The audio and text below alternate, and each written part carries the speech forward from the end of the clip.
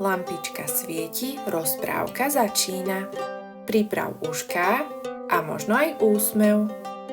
Dnes sa totiž dozvieš, čo sa stalo, keď jeden malý dinosaurus menom Timmy chcel pomôcť. A skoro všetko pokazil.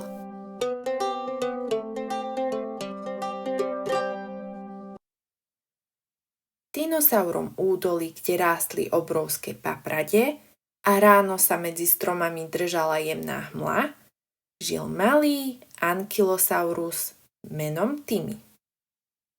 Timmy mal silný pancier na chrbte, krátke nohy a chvost ako veľké kladivo. Bol dobrosrdečný, veselý a vždy pripravený pomáhať. Lenže mal jeden problém. Takmer všetko, čo chytil, sa nejako pokazilo. Keď chcel ráno pomôcť malej stegosauričke Mimi pozbierať sladké listy, otočil sa príliš rýchlo a chvostom shodil celý ker. Listy odleteli až do potoka. Timmy! Zasmiala sa Mimi, keď lovila list z vody. O chvíľu chcel pomôcť triceratopsovi Bonkovi presunúť kamene ku jazeru. Zaprel sa zo všetkých síl, lenže kameň sa rozkotúľal opačným smerom a skončil v blate. No, aspoň máme menší kopec, zamrmlal Bonko. A keď chcel jemne zobudiť starého brachiosaura deda Ota, zakopol o koreň a kýchnutím mu shodil z hlavy celé vtáčie hniezdo. Prepáčte, povzdychol si Timmy. Dedo Oto sa len usmial. Ty sa veľmi snažíš, to je dobrý začiatok. Lenže Timmy mal pocit, že jeho začiatky sú vždy lepšie než konce. A práve dnes dostal dôležitú úlohu. Na vysokej skale pri lese dozrievali vzácne modré plody, ktoré sa objavovali iba raz za rok. Večer z nich mali pripraviť sladkú šťavu pre všetkých dinosaurov. Timmy, povedal Bonko vážne, tvoja úloha je jednoduchá. Len ich stráž. Nič nechytaj, nič netlač, nič neopravuj. Len strážiť, prikývol Timmy. Sadol si ku skale a poctivo strážil. Slnko svietilo. Vietor jemne hýbal listami a všetko vyzeralo pokojne. Lenže po chvíli si všimol, že jeden modrý plod visí nebezpečne nakrivo. Ak spadne, rozbije sa, zašepkal si. Natiahol sa, trochu sa postavil, opatrne sa načiahol a v tom sa pod ním odlomil kameň. Timmy sa pošmykol, narazil do skaly a všetky modré plody sa rozkotúľali dolu svahom. Skákali medzi papraďami, odrážali sa od kameňov a mizli v lese. Nie.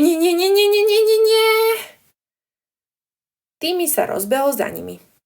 Jedno ovocie našiel pri koreni stromu, druhé v tráve, tretie zmizlo pri tmavej jaskyni. Keď prišiel bližšie, začul tiché chrumkanie. V jaskyni sedel malý velociraptor s veľkými očami. Mal zelený nos, tenké labky a vyzeral veľmi vystrašene. Ja som ho nechcel zobrať, povedal rýchlo. Len som bol hladný. Ako sa voláš? Spýtal sa Timmy. Ricky. Ja som Timmy a práve som pokazil celú úrodu. Ricky opatrne vykúkol. Ja zas často pokazím schovávanie. Obaja sa na chvíľu rozosmiali. V tom sa zhora ozvalo hlasné zapraskanie. Zo stropu jaskyne sa začali sypať malé kamene. To nie je dobré, povedal Timmy. Vchod sa pomaly začal zatvárať. Ricky sa rozbehol, ale pred nimi spadol veľký balvan. Timmy cúvol. Tentoraz sa však nezľakol. Pozrel sa poriadne. Nadýchol sa a spomenul si, ako minule udrel príliš silno. Tentokrát to skúsil inak. Opatrne ustúpil. Namieril pancierový chvost presne na miesto, kde bola skala prasknutá. Jedna rana, druhá, balván sa pohol. Tretia rana, otvor sa uvoľnil. Obaja vybehli von tesne predtým, než sa jaskyňa zavrela. Keď sa vrátili späť do údolia, Bonko, Mimi aj dedo Oto ich už hľadali. Timmy, kde si bol? Báli sme sa o teba. Timmy sa zastavil.